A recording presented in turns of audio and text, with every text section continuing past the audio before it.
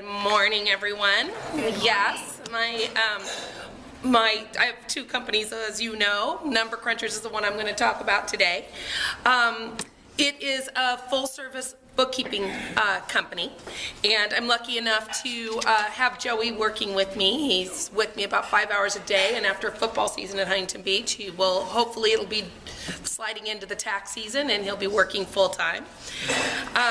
I have about 40 to 45 clients.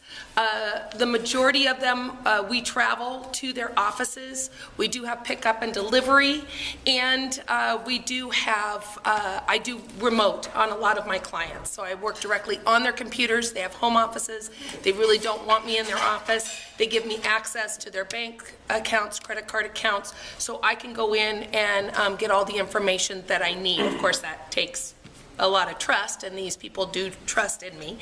I have a client actually in Napa that I see probably every 3 years. I have one in Colorado Springs. He used to be here. He was my granite guy, and he packed up his family and moved to Colorado, but didn't want to lose me. So once again, I log on to his computer every week and take care of his finances.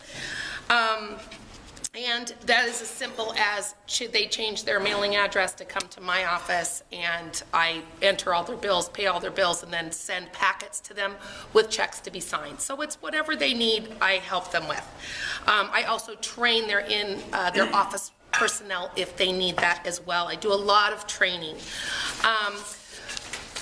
Just to show you some of the things I do, I'm going to give you a couple of my clients, and then that way you can see what kind of services I offer.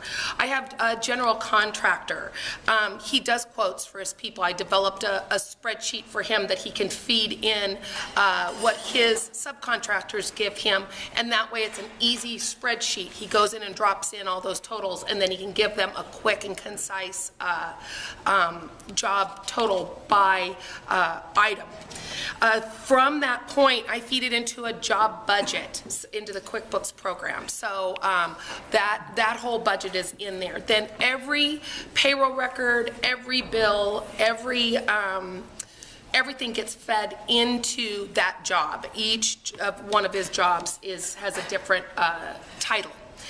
And then every week, I run him a job profitability report so he can see how he's doing, if he's on track. I do a comparative to the job budget so he can say, okay, we did electrical for this, it's gone over, what are the reasons? He'll go back to his quote to see what did that entail. If there is, if it changed the scope, he can do a change order. So all these things are really important for him to run his jobs, because if he gave a quote and then he went off without having it job costed, he wouldn't know where he went wrong or whether or not he needed a change order.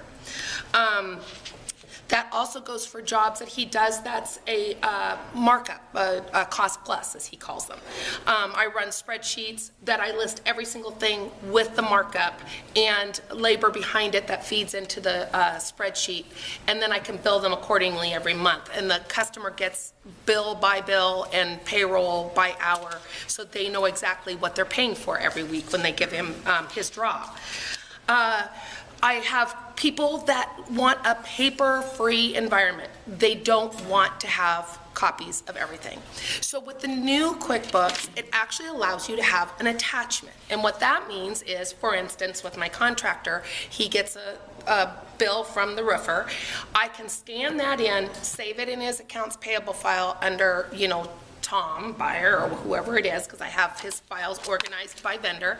I scan that in, and then I actually go to the vendor file in QuickBooks, and I attach that bill. So at any time, he can go back into the vendor and pull up these bills to see what they are without having to dig through a huge amount of paperwork. So for those people, that's a good avenue for them to have, is that paper-free environment.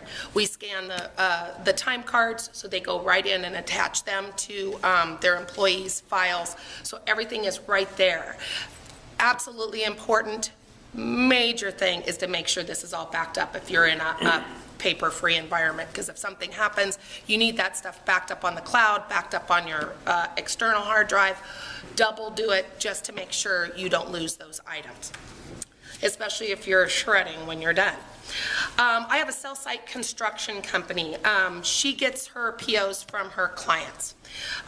Then I've created trackers because everybody works off of one database. So I've created trackers that give you the site number, the PO that was issued, the work that was issued to them, and they know exactly how to distribute that, you know, according to their position, what they need to do with that PO. And then they have a little column that says bill, and once a week I go in, I sort the whole sheet by bill, then I create the invoices, send it off to their clients, and then they wire in the money, and I receive all those payments and post them. I also pay all their independent contractors, their employees, you know, all that has to be job costed to these different jobs so they know what they're doing. And yesterday, I went to go see a new referral. It was a Pilates Studio. I was actually referred to them by one of the CPAs that I network with, and they contacted them because they wanted to be an investor for this company, and they said, where can we go to find someone who will put together her book? She's only been in business for 6 months. So she referred them to me, and I met with her yesterday, and it's kind of, you know, funny because now I've got 2 clients. I have 2 people I have completely different responsibilities for. I am responsible to her in a very confidential way to make sure she gives me all of her information, that I understand how she got her business started, what are her assets, what are her expenses, what does she see as her projections, things like that, so I can, and the actual things that have happened, get her bank statements or credit card statements, everything, and put that into an accounting program, because she's just been working off her checkbook and knowing that she has money to pay everyone every week. So, but now we've got to look at the health of the company and the debt. So I have, and I have a responsibility to her. I have a responsibility to the investor who's actually paying me to put this all together, to make sure that I give them a clear and true picture of the assets, the expenses, so they can decide whether or not they want to invest in these people. Then I have another responsibility to the woman whose studio it is, and that is to hook her up with another party who can look at her financials, and when the investor says, I'll give you X amount of money and I want 50% or 40%, is this a fair offer? You know, she's only been in business for 6 months. She's always worked for someone before. What would be a fair offer for her? And she was very happy that I told her that, because she said they want 50%. I don't want to give up 50% of my business. So if I can hook her up with someone who can look at her financial picture and say, I don't think that's fair, or I think that's extremely fair looking at your finances. You need a 50% partner. I don't feel I'm qualified to give her that direction, but someone in Scott's line of work sees these kind of businesses every day and can give her that kind of recommendation. And that's, I know where my things, okay, I know where I should stop, and I need help to make people's decisions, help them with their decisions. So day to day, the things I do for my regular clients is I go on site, or I log on, I do their accounts payable, accounts receivable, I do their reportings, and I interface with their CPAs. I, in no shape or form, do taxes, not at all. I push that all to the CPAs. The last thing I want is surprises at the end of the year, so by the end of October, beginning of November, I'm sending financials to everyone's CPAs, because I don't want them to have surprises. My philosophy is that I feel I'm part of my clients' teams. When I'm working with them, I like to use the word we, because I am part of their team.